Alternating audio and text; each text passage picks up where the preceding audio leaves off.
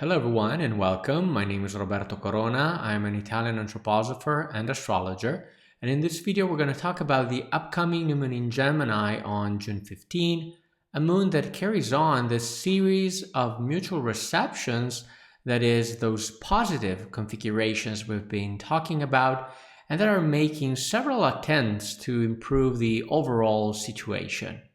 Now, this new moon brings to expression the impulse of Gemini, that is the last zodiac sign of the spring season, which carries us toward the summer solstice, where the forces of Archangel Raphael, the Archangel of Mercury and healing, that you can see here, begin to pass the baton to the forces of Uriel, the stern Archangel of Saturn, who oversees the summer season.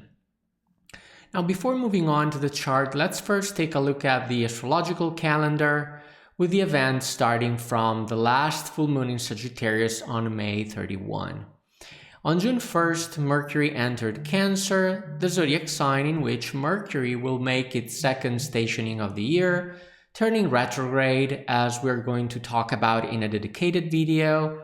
On June 9, we want to highlight the beautiful conjunction between the two benefic planets, Venus and Jupiter, which still partially features in the new moon chart. And finally, on June 13, we have Venus entering Leo.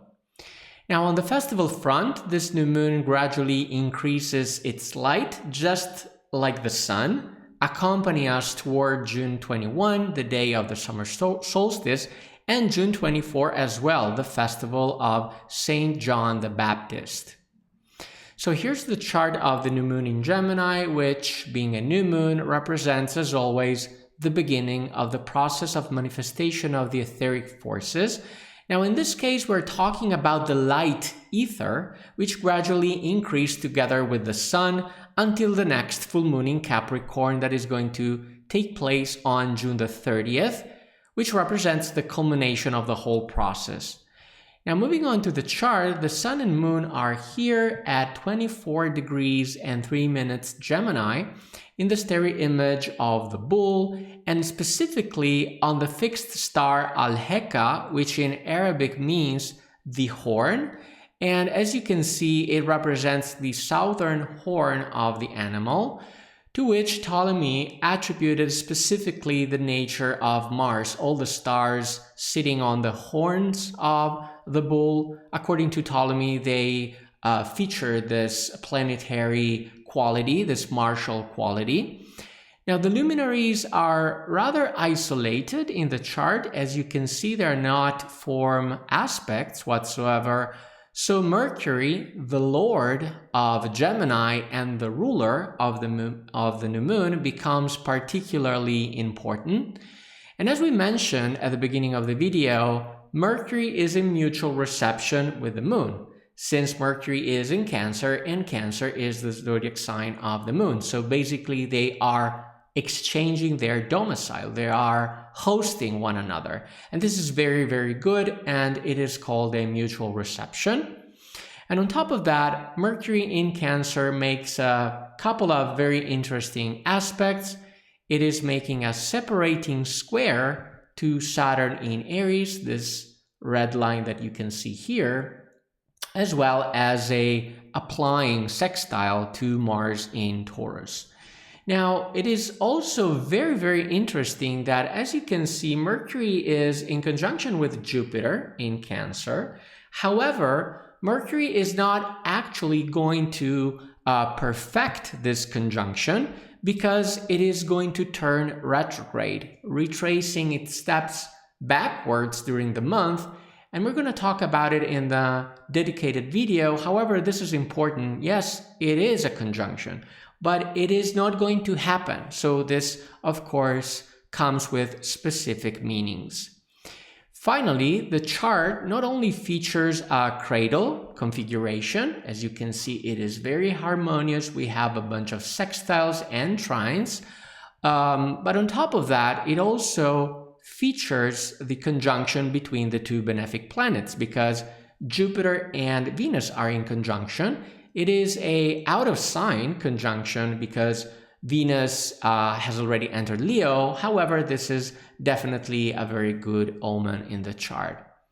So let's tackle the meanings of the chart, starting as always with the physical ones. First of all, a new moon in Gemini highlights issues concerning communication, the exchange of information, as well as the exchange of goods, since Gemini is the zodiac sign of the markets. But on top of that, Gemini also represents infrastructure, means of transportation, roads, and every form of network, of course, including the internet.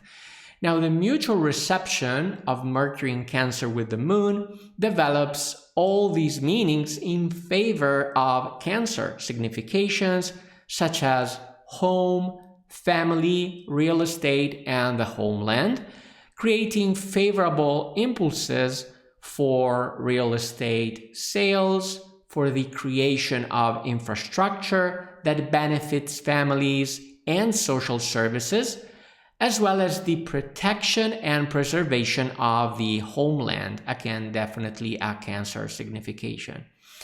Now, this symbolism of protection is indicated by the sextile between Mercury and Mars. Mars here, in fact, stands in a defensive position. We can picture him as a warrior in the trenches, defending his territory from external incursions.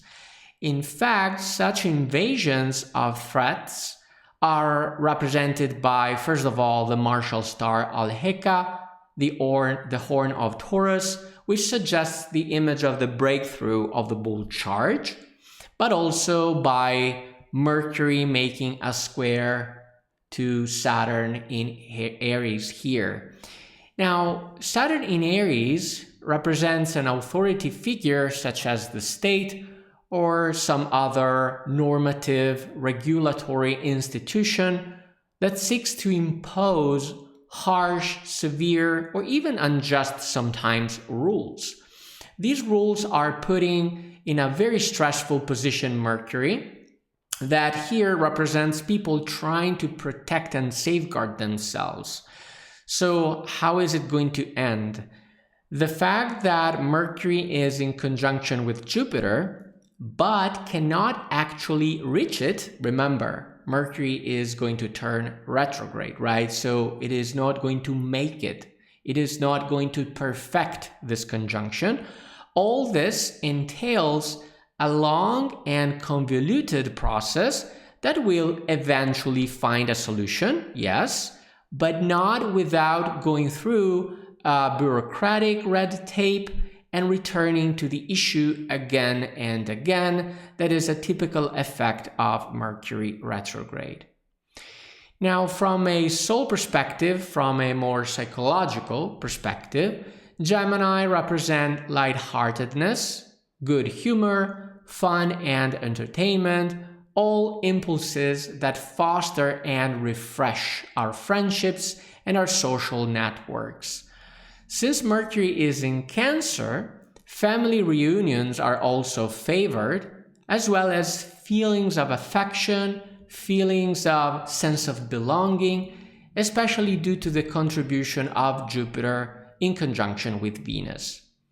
However, we still need to take into account all the martial forces of the chart and the fact that Mercury begins to slow down more and more, to turn retrograde at the end of the month because it is already in the shadow zone.